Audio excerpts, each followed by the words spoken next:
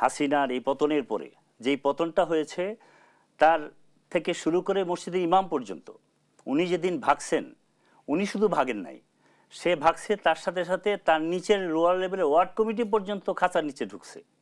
আপনি বাংলাদেশের পৃথিবীর ইতিহাসে বিরল সেটা। আমরা দেখলাম ছাত্র জনতা, শ্রমিক এবং রাজনৈতিক দলগুলোর ঐক্যবদ্ধ শক্তিতে গণ অভ্যুত্থান ঘটে গেছে। 5 মাস পেরিয়ে সেই ঐক্যবদ্ধ শক্তির রেশ আমরা কতটা ধরে রাখতে পারছি? কেন আমাদের এই বিতর্ক? যে আসলে আমার একটা পরিবর্তন যখন আসে, আমাদের পরিবর্তন আসার পরে সবারই কিছু চাহিদা থাকে। চাহিদার এই জায়গাতে আপনাকে সিলেক্ট করতে হবে যে আমার চাহিদা কতটুকু, আমি আসলে কতটুকু যাব। আমি যখনই আমার মাত্রা অতিক্রম করব তখনই কনফ্লিক্ট সৃষ্টি হয় এবং আপনি যেটা বলছেন যে এই রেসটা নিচে চলে আসে। আপনি ধরেন আমরা বিএনপি করি, আমরা 17 বছর আন্দোলন করেছি। আমাদের প্রিয় নেতা তারেক রহমান সাহেব প্রতিটা আন্দোলনের এমন কোনো মিনিট মুহূর্ত নাই যেটার মধ্যে ওনার ভূমিকা ছিল না।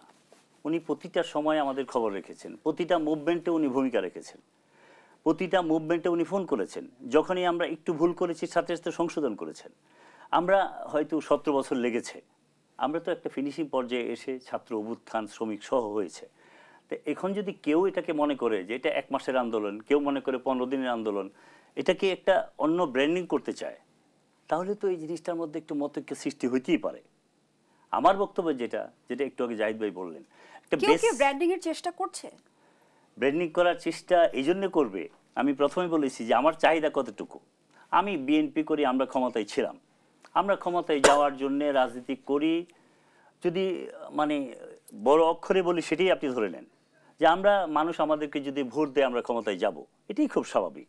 আর এখন বাংলাদেশের মানুষ ধারণা করতেছে হাসিনার এই পতনের পরে যেই পতনটা হয়েছে তার থেকে শুরু করে মসজিদের ইমাম পর্যন্ত উনি যেদিন ভাগছেন উনি শুধু ভাগেন নাই, সে ভাগছে তার সাথে সাথে তার নিচের লোয়ার লেভেলের ওয়ার্ড কমিটি পর্যন্ত খাঁচার নিচে ঢুকছে।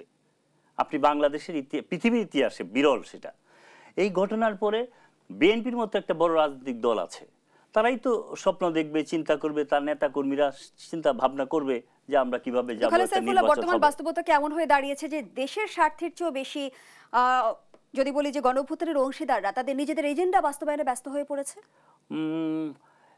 এক সেন্সে আপনি যদি বলেন সেটা হয়, তবে আমাদের ছেলেদেরকে মিসগাইড করা হচ্ছে। আমি যেটা বলবো আমাদের মিসগাইড করা হচ্ছে যে কিছু সংগঠন যারা, আমি যেটা বলতেছিলাম আপনাকে যে আমরা বড় সংগঠন হিসেবে আমরা সেটা দাবি করতেই পারি। আমরা যদি 30%, 40%, 50% ভোট নিয়ে আমি ক্ষমতায় যাওয়ার চিন্তা করি, আর আপনি যদি ভাবেন আপনি 2% ভোট, 3% ভোট, জাহিদ ভাইয়ের সংগঠন যদি 1% ভোট কথার কথা নিয়ে আপনি যদি ভাবেন ক্ষমতায় চলে যাবেন, তখন তো আপনাকে মাঝখানে অন্য একটা পথে আপনাকে হাঁটতেই হবে।